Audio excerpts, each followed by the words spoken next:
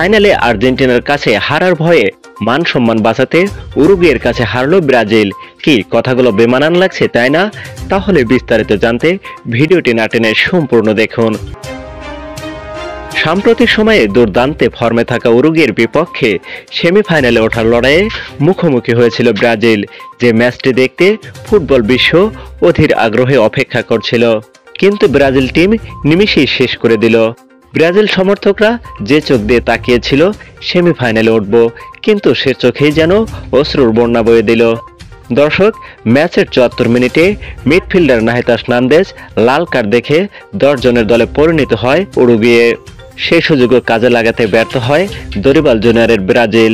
এমন খেলা মেনে নিতে পারছে না ব্রাজিল সমর্থকরা।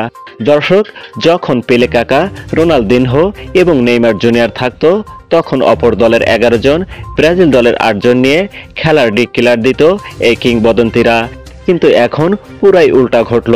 ব্রাজিল দলের ১১ জন, উরুগুয়ে দলের ১০ জন হওয়ার সত্ত্বেও ৪-২ গোলে হারল ব্রাজিল। এমন হারে মানুষের কাছে মুখ দেখাতে সমস্যা হচ্ছে ব্রাজিল ভক্তদের।